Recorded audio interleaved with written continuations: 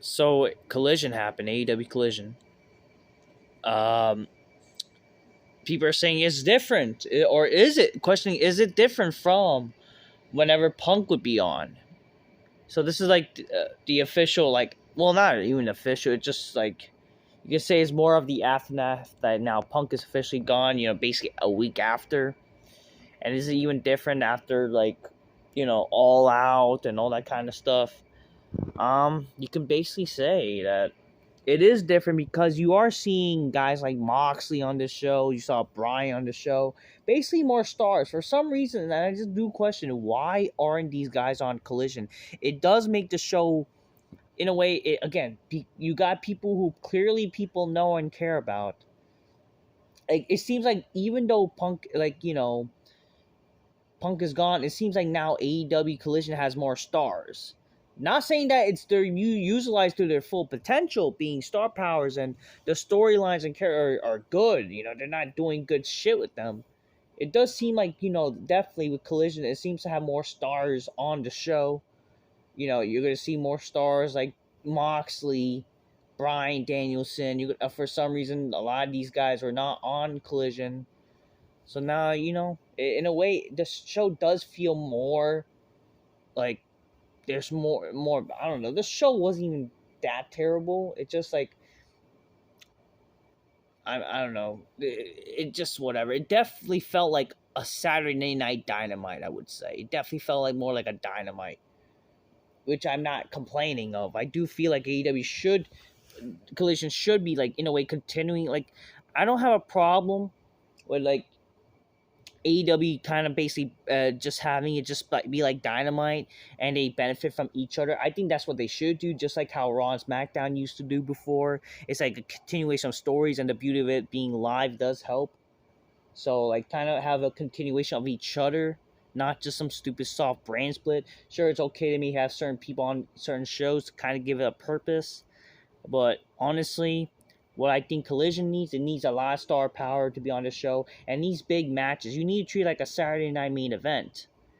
But unfortunately, they're not really doing that much. Sure, they have the star power. They have people going on the show. Well, not star power. Like, they're like not big draws, but, they have like people clearly watch AEW for, but not using their full potential. And Stephanie's stories, for example, with this. So John Moxley start the show, and he defeated Action Andretti for the International Championship. So, in stupid gay open challenges, I don't know why AEW's doing open challenges. Why? Why are you doing open challenges? There's no story. Why does Action Journey, like, so much for this guy being Jericho? And what the fuck? What's the point of this shit? Another open challenge too. Like, God, talk about repetitive shit. And you wonder why people don't give a shit about these wrestlers. Chris Stanlander defeats some bitch named fucking Robin Renegade or whatever. They're like the Renegade twins. Not bad looking chicks. But hey, fucking the Chilean Smart Buster should be happy now. Jade Cargill returned. She attacked the Renegade bitches and fucking, get it? Oh, it looks like they're respecting each other, but then she attacks her. And, Chris Stanlander's coming back for the fucking TBS Championship. So much, again, they basically ruined her streak. And it amounted to nothing with Chris Stanlander fucking winning against Jade Cargill.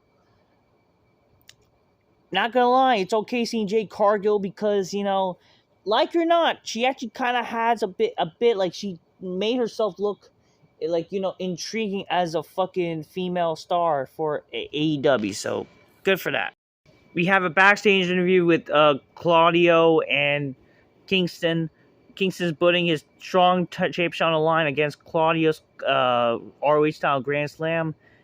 He says winning and Eddie winning, whatever. Basically, again, we don't even know what's the reason for this shit. Like, why they hate each other. They mention, because some stupid shit of ROH not doing the business or whatever. Never held my hand. All that kind of shit. You never shake my hand or whatever. I'm tough. Yeah, I don't like you, don't disrespect my mother. But you know what, how about this, what's happening, because we're New York, man, I'm gonna beat your ass in New York, and shit. It's like, whatever, who gives a shit, in there, they're gonna have the match, like, whatever, this is very, and, Eddie Kingston, wow, he's quirky, he's crazy, and who gives a shit. Bullet Club Gold defeats some jobber luchadors. Apparently people were making jokes they look like Power Rangers or whatever, but who fucking, I don't even know, I'll give credit to Dewey, to Jewy, some Jewish guy that I know. Um, yeah, and Andrade's looking at this like, who gives a shit? Whatever. See Lana, ladies and gentlemen. She says Miro has lost himself when he lost the TNT Championship. She just wanted to surprise him last week and show him that she would help him win the title back. But he was so stubborn to not in a good stubborn that he wants to go down his path. She respect that, but means she'll go down hers. She's so torn and sat in the silence for 2 years, tearing herself down, breaking herself apart, and asking herself if she has what it takes. And every part of her yelling at her is not going to leave until what she finds out. She once was the coolest manager in all in wrestling, and she thinks she could do it again. So they're going to do some Kukl storyline again with Rusev or whatever. So they're trying to fucking find another black cock for her or something.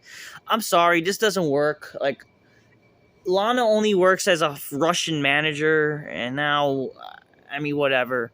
She overacted. I guess she tried to show emotion. I'm not complaining, just like, I'm sorry, but whatever. Rey Fenix defeats Angelico, some jobber. What the fuck is this? Like, who gives a shit? He mentions how he's gonna get revenge on Moxley. Wouldn't it make sense to fucking make that clear, to maybe be feuding with Moxley instead of some stupid open challenge? Whatever. FTR has an open challenge. Stop an open challenges, fuck!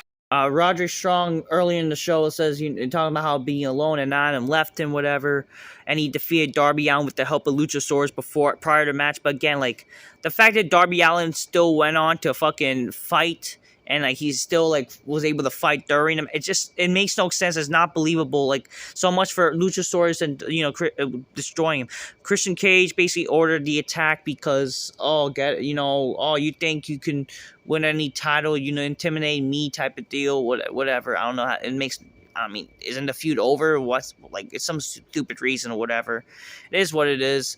It's just great to see Christian, him like, I'm the best fighter of the year type of shit. But again, who gives a shit about this match? And then, just whatever. I am the Bear Fat Lee, and I am the Collision, and I am it. I am the one. My rest of you run.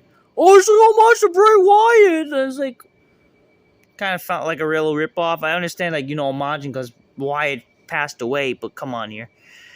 So how does it fit for his character? Or, I mean, so for what we're supposed to know about Keith Lee, come on. Bryan's big announcement. He says that I told my daughter that when she turned 7, I'm gonna start finishing my career. Time is running out. So Bryan's gonna retire basically until like his daughter turns 7. That's what he's saying. Because of this, he's gonna face Zack Sabre Jr. at Wrestle Dream, the pay-per-view in October. How does it make sense? Who cares about fucking some gay technical wrestling match with fucking boring wrestlers or whatever with no story and characters? No story in this. Why? Like, come on here. Just shit for smarks. Like, come on. My career will be the most epic. Ricky Starks talking about how everyone's talking about him, and eventually Bryan was going to talk about him. Apparently he's going to offer him a Blackpool Comic Club spot, but then he gets attacked by Ricky Starks and Big Bill, and then like Moxley tries to help and he gets attacked too, and whatever, overcame the odds. So much for the fucking tough guy Blackpool Comic Club. And again, and Moxley's like a tweener now? Like, how does it make any sense? Like, I thought they're both whatever. That are happening on Dynamite and Collision, like stupid gay open challenges and whatever, and this literally just happened, just a reason to lead to this stupid match. And who the fuck are these guys? Event Samoa Joe defeats Pentagon. This was a long match with no story or whatever, and who gives a shit? I guess the match makes sense for the ending, because get it, Roger Strong got injured by Joe, but whatever. Herb don't gonna hurt people. There's like a table spot for no reason. There's a long match, no story. I mean, I understand tournaments, but it's like whatever. And who gives a shit about who the fuck thinks really Pentagon's gonna win? Come on here. I don't know. Overall, the last hour was okay, but the first hour was just lame, kind of. But the reality is, a freaking Collision's kind of boring. It definitely feels more like a Dynamite. I mean, especially the second hour. But overall, like, definitely does feel different without Punk. It feels like definitely a Dynamite on Saturday more so. It's not a problem to see more people from Dynamite to be on Collision. It just, you gotta make This is a Saturday show. Your purpose should make, because Saturday's a very big competition. You should try to make people fucking want to watch Collision. It should be basically their essentially Saturday night main event where big matches happens. Just saying. Overall, the show was kind of boring in my honest opinion. It's like whatever.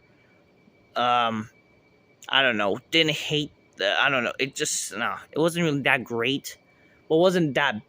I don't know.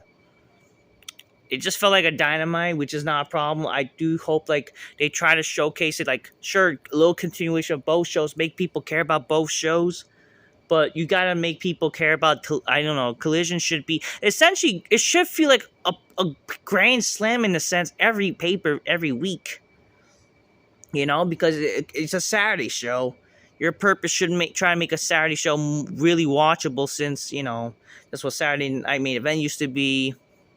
I mean, that's the problem when you do it every Saturday, and also not just that. It's like again, you're gonna have stiff competition. It should be definitely big matches, big builds, and definitely big. Just God, just make things happen. Both shows, fuck.